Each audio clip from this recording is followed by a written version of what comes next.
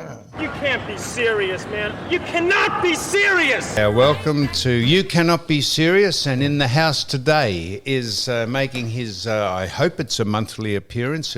We could have it a fortnightly or a 3-weekly, but certainly a monthly appearance, is the great Doug Hawkins, games record holder for the VFL when he played for Footscray and played 8,000 games all up.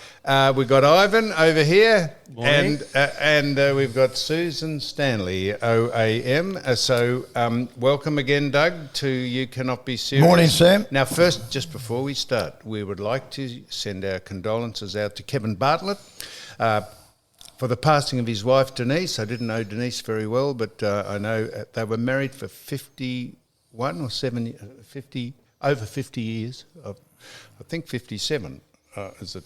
I think you're right, Sam. Yeah, So I've got that. I should know that if I'm going to do that. And I spoke to Kevin a couple of years ago. Interviewed him out here about him and he and how he met his wife Denise. And so I know the history of it. So we pass on our condolences to the great Kevin Bartlett and Brett and Rhett. Rhett is his son. Yep. Where was he working, Sam? Rhett was working with Channel 7? Or he was. Fox? He was doing a number of roles there. Media involvements. So, Kevin, all the best, my friend. Yep. And 57 years is a long time. Yeah, it's, I've had 3 or 4 attempts at it and haven't got even halfway there with that. Anyhow, so that's now what I wanted to ask you, Doug, before we get right into anything else that you might be interested in. Someone said that Collingwood and Brisbane, I think, haven't won a game in the 2 they've played, and they played off in the grand final, didn't they, last year? And they've written them off. Could you believe you could write a side off after 2 weeks of football? No, you can't, Sam. What do you call me? Sorry? What do you call me? Sam. Oh, is that your name? I thought you said you can't. Here we go. Oh, you can't. It's starting already. I beg your pardon. It's never happened before, has it, Dougie? In the history of the AFL VFL. No, it hasn't, Ivan. Never. No, it hasn't. Ivan. Pull the microphone down. Just, no, thank you, Sam. No, that's right. When you call me Ivan, it doesn't seem right. You're Ivan, aren't you? Yeah, It's Ivan here, isn't it? Ivan Milat. Ivan Don Milat. called him Ivan It's not a Milat. big rap, that. Yeah. But anyway. Don was introduced to in the first. He looks like him a bit. He walked in. Don, Stop it. Dougie. Don was sitting there, and I brought Ivan, and he lives in the same tower block as me, and he walked in, and I said, "This is Paul." He said, "Paul, you look like fucking Ivan Milat," and that was it. And I said, so we call him And Ivan. it sticks. So it's actually Paul. It is. Paul, yeah. So who do I call him? What do I call him, Ivan. Sam? Ivan. I call him Ivan. Now, Doug. No, I'm 2 games, Ivan and Sue. 2 games. How do you judge someone on 2 games? Seriously, the Bulldogs got absolutely beaten late in the game against Melbourne, and all the people go, "Oh, the Dogs are no good. The Dogs are struggling." What, 1 game? Give us a break. Usually goes halfway through the season, isn't it? That's when they really Sue. do the round. Yeah. So that really Round 2 is means warming nothing. up. It's warm, 100%. Well, why have people said they've written? Or is that just for effect? Is it just to get a bit of publicity? Banter. What is it? Banter. Well, I think, Sam, I think in the history of the game, Clickbait. the grand final sides from the year before have never ever lost 2 games. Is that Correct. sound right? Yep, you're spot on. That's never ever happened Never in happened before in the history of the game. VFL, AFL. To have 2 And so previous year grand finalists have Yeah. not lost 2 in a row at the I start of the see. year. So that's why they're saying it. Correct. I see. So Which means nothing, to be But honest. records are there to be broken anyway. So we'll see how they are to be broken, and but it has. Collingwood looked like I have a little bit of a hangover, if you want to call it that, from a premiership. Look a little bit many late sluggish. nights. Yeah, they look a bit.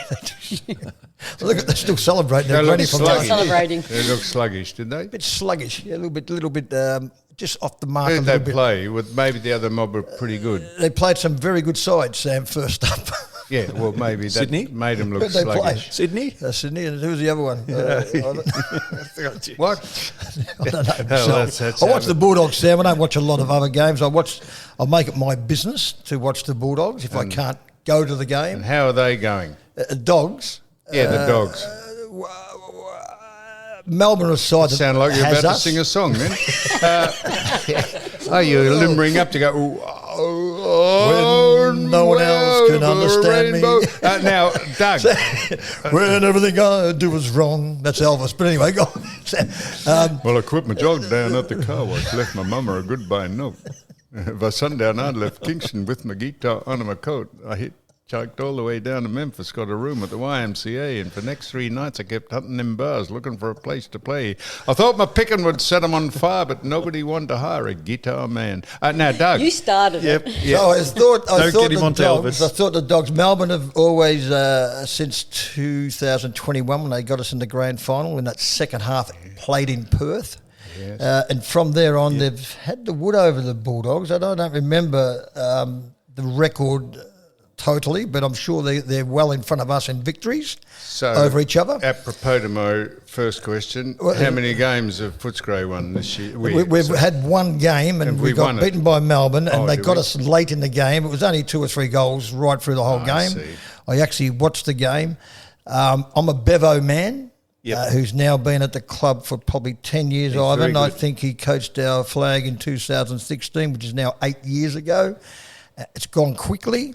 I will maintain me being a Bevo man, but I thought some of the selections that he had made was a little bit strange. 3 or 4, 2 guys, Harms and the boy Brummel, I don't know a lot about him, Caulfield and the boy Gallagher.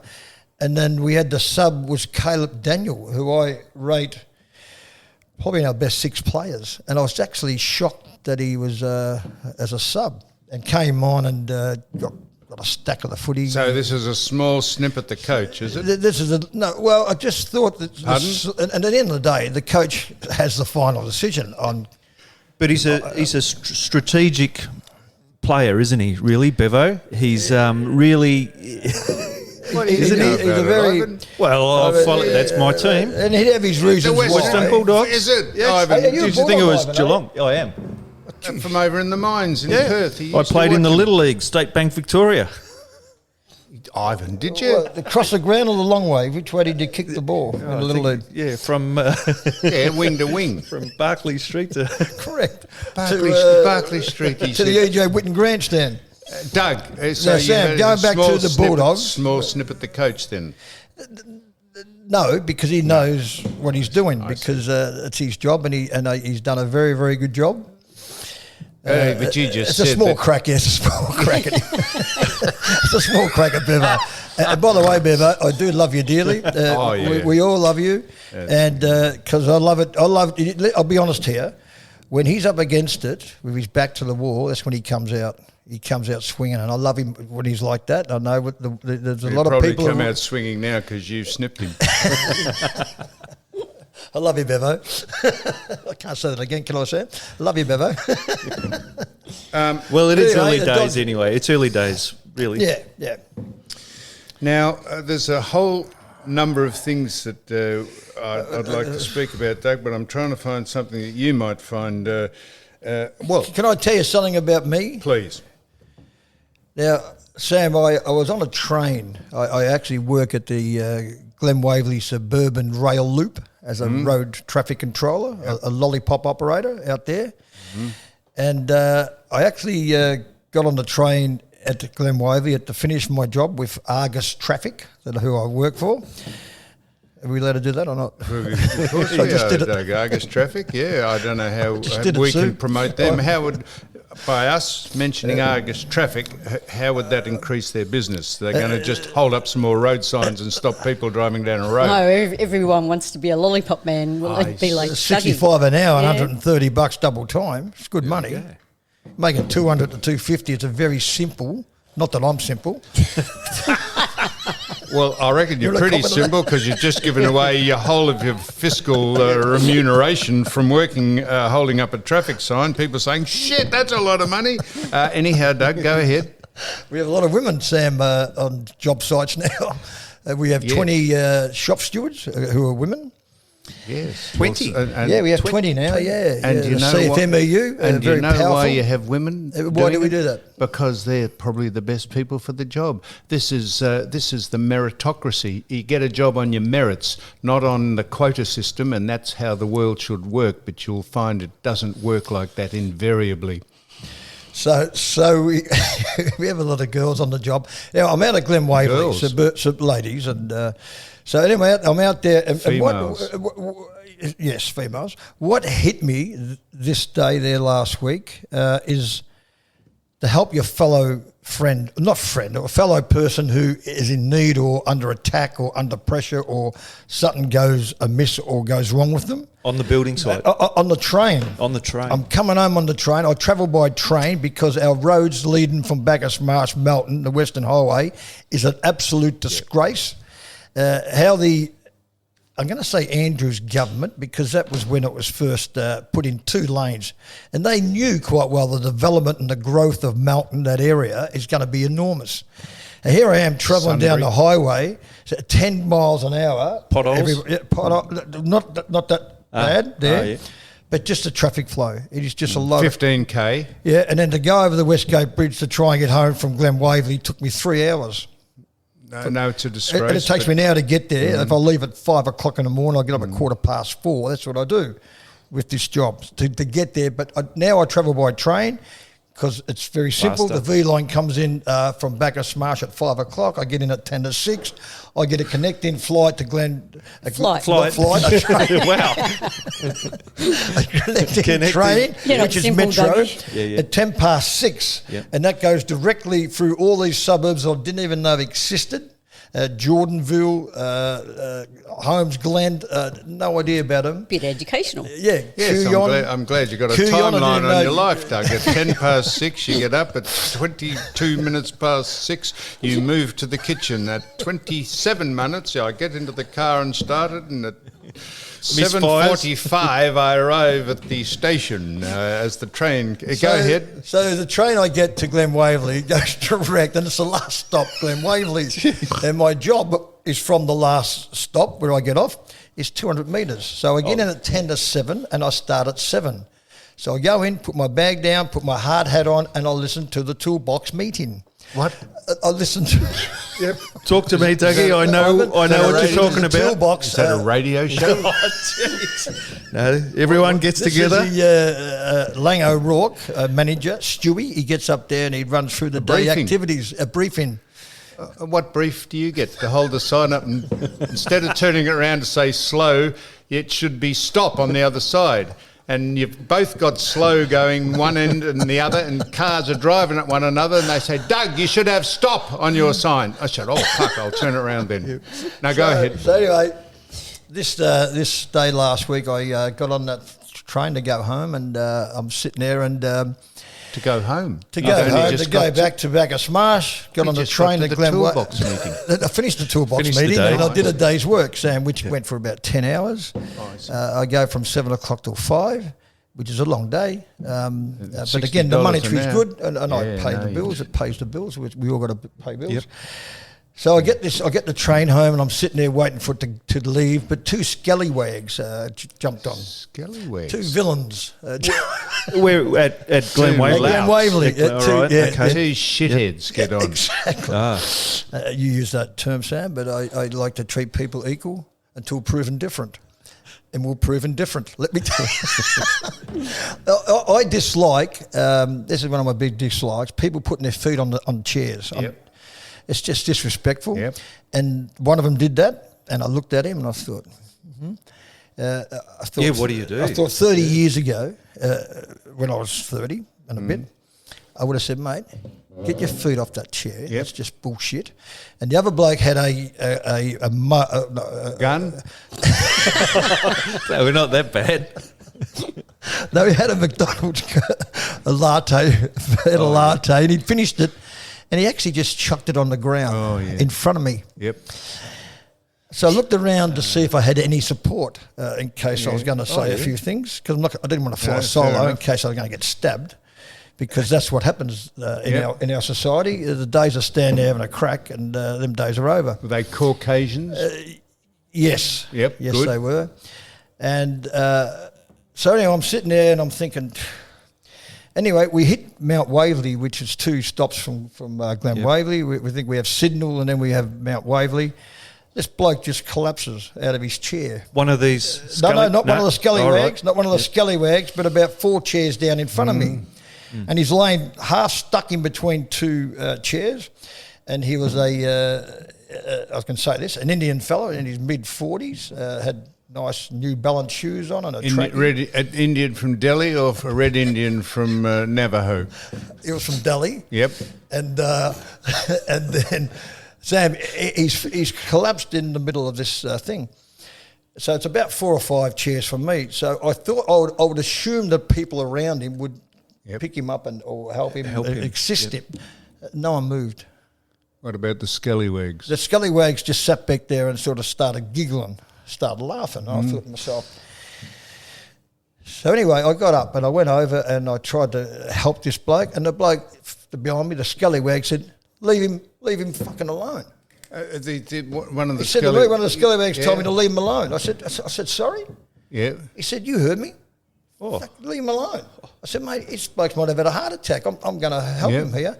He goes, "No, mate. He's on heroin, mate. He's a heroin addict." I said, "How do you know that?" And then he said to me, I said, "We're going to stop the train." He said, "Mate, don't stop the train. I've got a meeting in the city."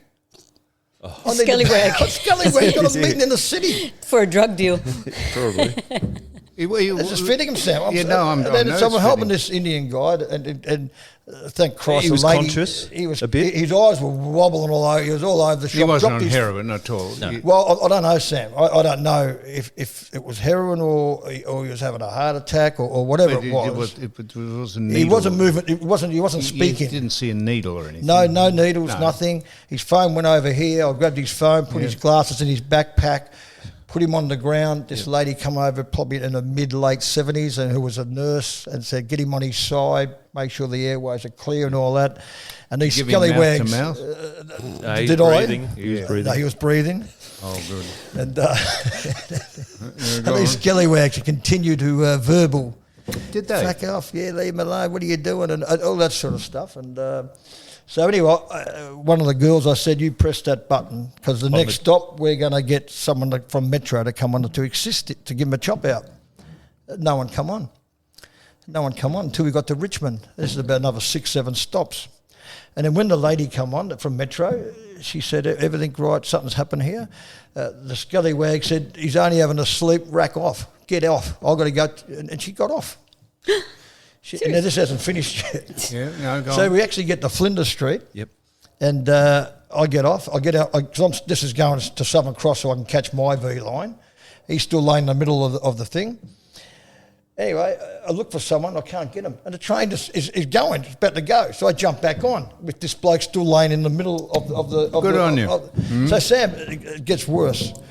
I get to Southern Cross and I get off. I hold the door to get someone's attention. The train goes. I've got to jump off. So this bloke's laying in the middle, going through the loop, going to Ringwood. So he might have woke up if he'd come good somewhere, but no one helped. We didn't. Nothing was done. You don't know. And I left him stranded, and I felt shit house about it because you didn't. I was trying. I was having a go, but I had. You were the only one. You don't know what happened to him? No, he ended up waking up in Ringwood. How do you know that? I made that up. But anyway, I know the train was going there, but he was going nowhere. He was going nowhere. Was he talking before you got off? He wasn't. He still was. He was still. His eyes were just flickering. Yeah.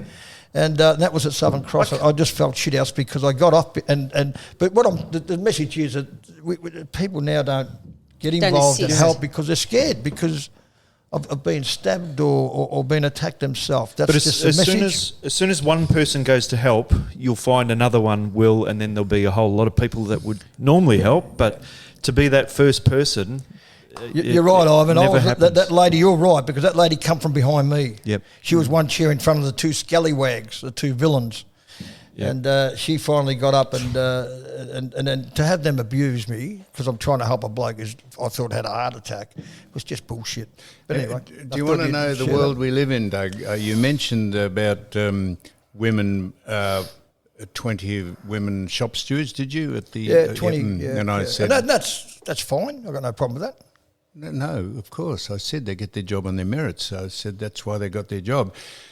But to call them, I'll just tell you where the world's headed. There was a case. There was a case the other day, and they said this woman happened, and this woman happened to have something happen to her, and the person took them to task and said, "Don't call them a woman. They are people with vaginas, because it is uncomplimentary to trans people who are men who signal as women, who like to be called women or vice versa. So you can't call, in some aspects in some certain states in America now, you can't call women women. They are now referred to as people with vaginas." That's where...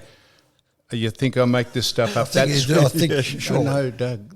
There was a court case over. There was a court case, and someone was brought to order in court saying, "Don't assume that is a woman. It's a person with a vagina," because there's that many people transgendering, or there's not that many, but it seems like the whole of the dialogue and the whole of the narrative is about diversity, inclusion, and equity, and that's the way this is headed. And I'll just go on with this.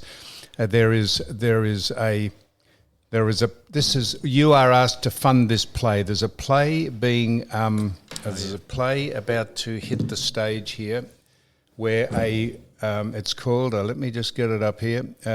This is what your taxpayer money is going to.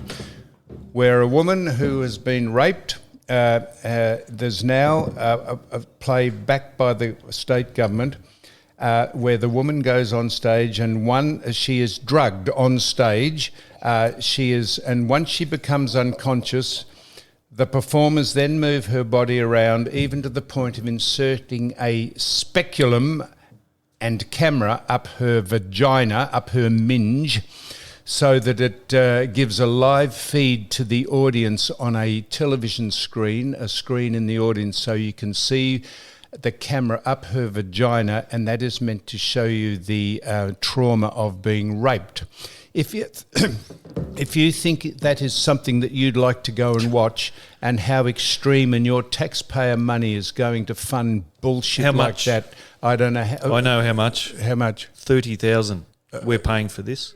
Our state government. What about a ticket, Sam, to get in? What do they charge them to get into this venue?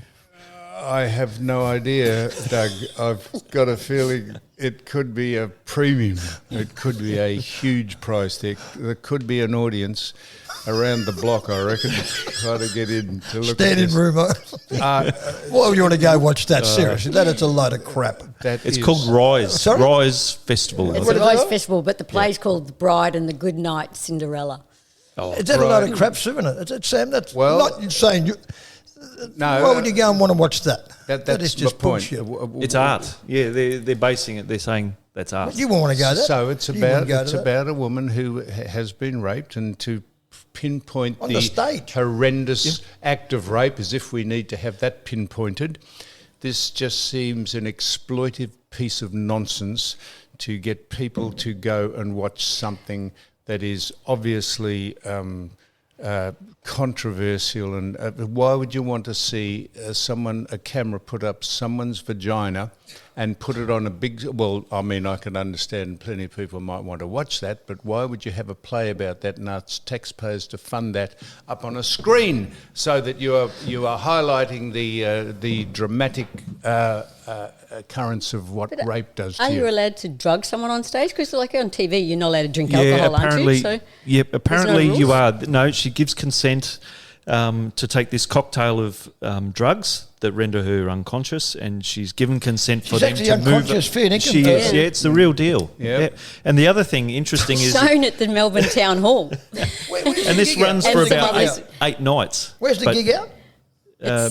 It doesn't start until the 1st of June, Hall, I think. Melbourne Town Hall. There's all around. There's some other plays in different stadiums, but Melbourne Town Hall. Yes. So this is what the state government is funding, and this is what the council. So if you think if you think that is so, then this is who's running the state and who's running the city. Then, if you like, we have the climate dribblers, the people who hold up traffic and. This is why you catch a train and don't drive. That's right. This is the people who drive trucks up onto the Westgate Bridge and hold up the traffic from people doing an honest day's work in the name of the climate, whatever Emergency. they're called. The climate, what are they called? The climate extortionists? Extinction Rebellion. Extinction Rebellion.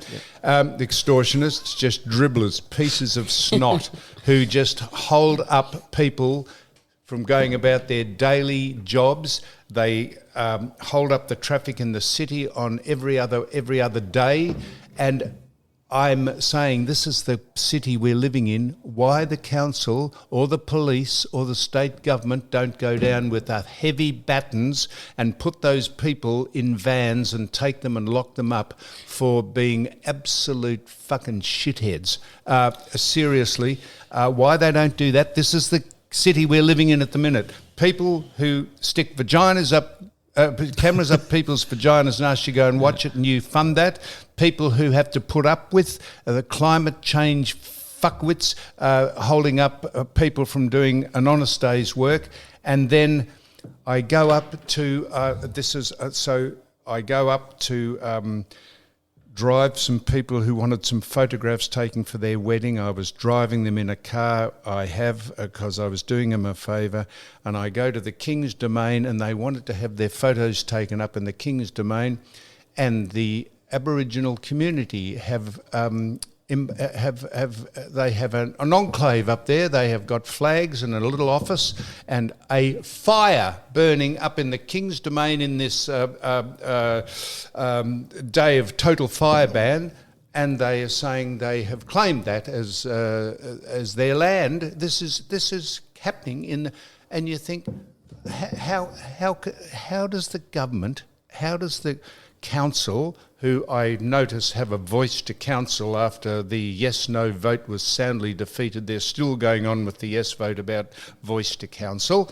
for the Indigenous community. How can you take over a tract of land near the Botanical Gardens and just camp there and light a fire? Sam, is Sally Cap still in charge? Is she still the... Sally Cap is in charge of nothing. She has become a complete irrelevancy. I backed Sally Cap. What when you... if I tell you what, Darren Hinch is going to have a crack. I should have gone on with that. You were making change. You're making so much. I bowed out of... why did you jump out, Sam? I bowed out because the station I work for, Channel 7, Channel 7, the station I work for, Channel 9, sent me over to the Masters Golf Tournament on the very day or week that I was to present myself at the council to qualify to be the Lord Mayor. When I couldn't turn up and present myself in person, my candidature became redundant because I had to present myself in person. Now, I don't know if the station sent me over there deliberately or not so that I couldn't stand for the mayor, but I then backed Sally Cap, and she sent me a very nice message on my phone, which I still have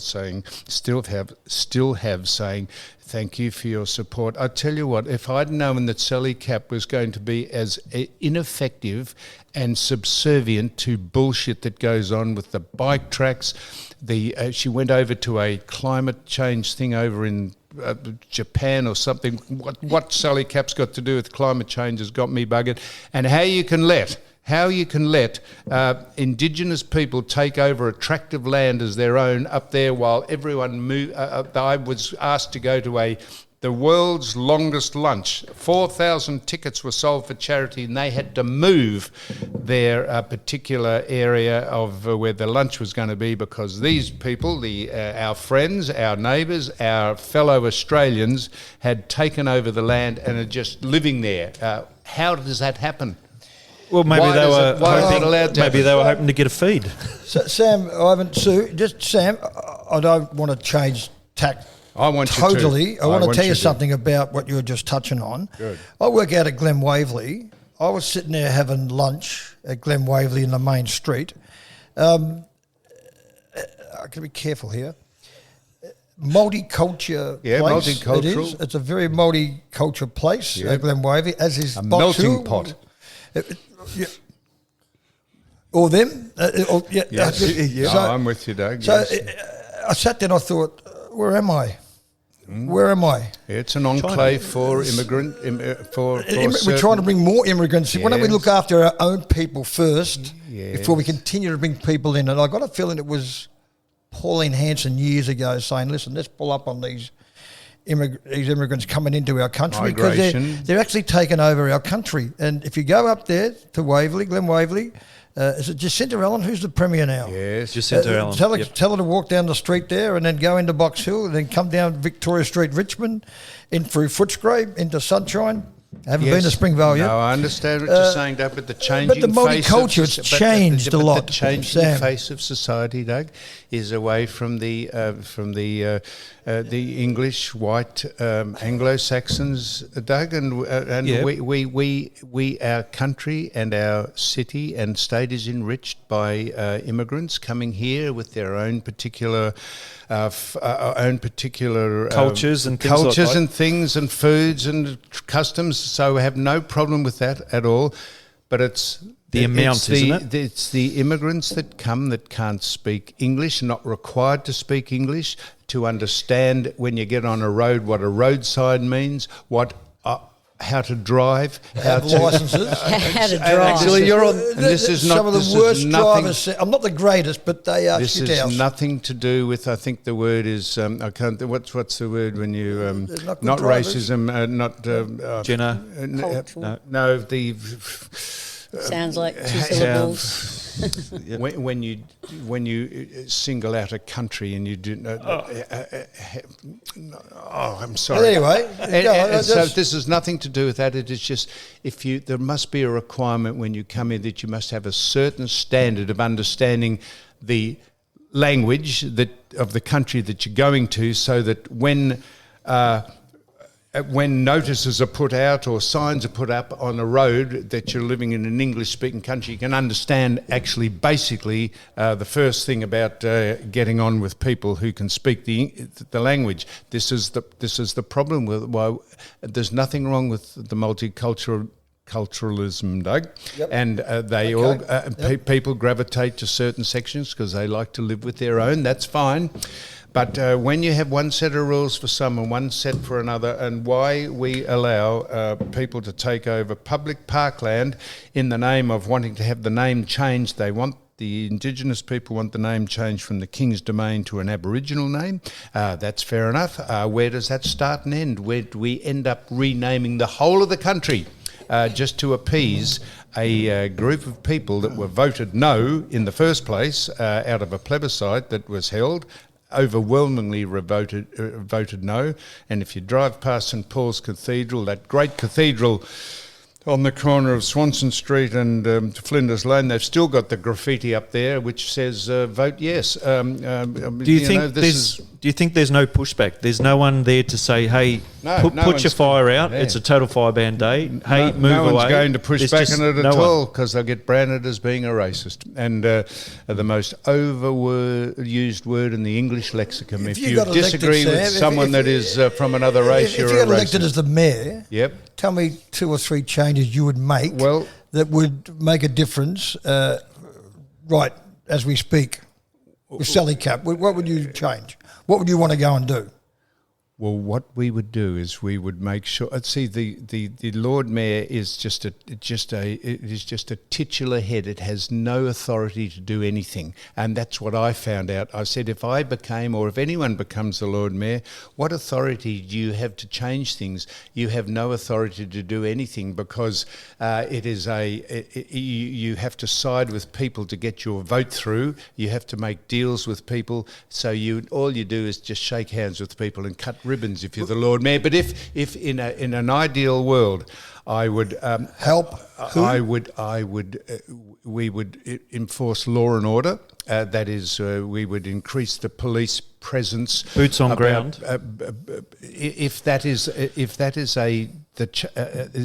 one of the domains of the Lord Mayor, but you do that in conjunction with the police and the state government. We would find a refuge for the homeless and not allow them to sleep in doorways in the city and give it a bad name. We would. I had graffiti, litter, graffiti, law and order. And I was going to meet with Brendan Nottle, Salvation Army bloke, yes. The late Bob Maguire, and Les Twentyman, and we were going to take over. We were going to see if we could take over disused warehouses in the city and make them refuges for the homeless, so that there'd be one strike policy. You couldn't sleep in doorways and litter and take drugs, shoot up in the main street and live in the parks. We would give genuine refuge to people who were homeless, and that would be policed and secured by people like you, security companies, Argus, if you like, whoever you said they were. So there's plenty of things you can do, but there's just such a disregard. The city was burnt to the ground by the Andrews government over COVID. And if you have a look at what's going on overseas now with, I don't know if you've ever heard of a bloke called Anthony Fauci, but he was the man that put all the stringent requirements for COVID in. He's found to be an absolute fraud and corrupt. And that was what happened. They were fraudulent and corrupt here in the state government about COVID. And if you see what's going on about COVID and all the pushback and all the bullshit that we had to go on with, it's proven to be incorrect, placated by the mainstream media, who got on the back of it at all and said, oh no, well, you couldn't have a differing opinion about anything because that's a conspiracy theory and it's misinformation. The amount of lies and corruption that goes on is extraordinary.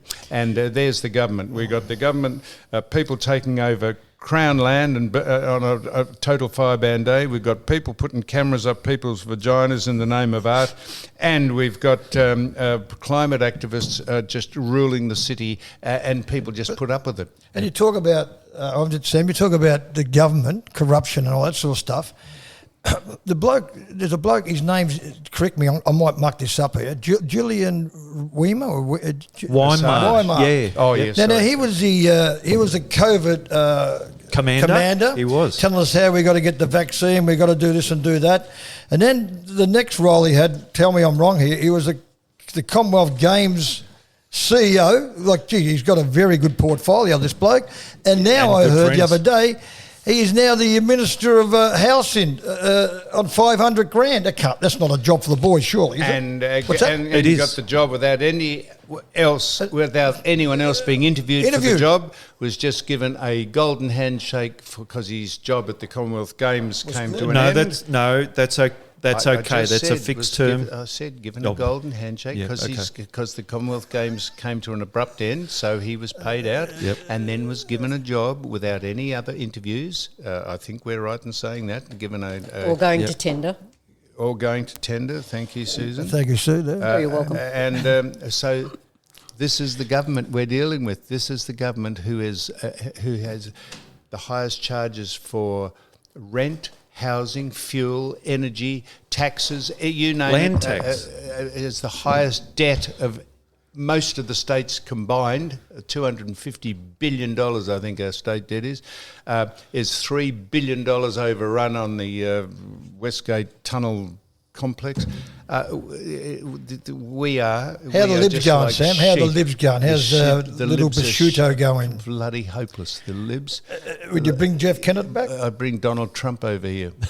And I'm with the rug too. I hope the other little Sleepy Joe gets the arse. Sleepy Joe. Donald Trump Hitler and Stalin. And I noticed a bloke called Nate White. He wrote a thing about why people don't like Donald Trump. It was about 8 paragraphs long. He obviously got it from AI. You couldn't write more uncomplimentary things about a person, and just shows you he's winning. If you can have a bloke devote that much time to slagging Donald Trump, you know that Trump's winning. There was never a war, Sam, when Donald Trump was in charge. There was never. Tell me I'm wrong or right. No, I'm. There was never a war around the world when Donald was in. He had him on the run. Sleepy Joe, he's going to be 88 or something. He doesn't. The other day, Sam, it's a serious. and I'm more known as a character and laugh and joke and that.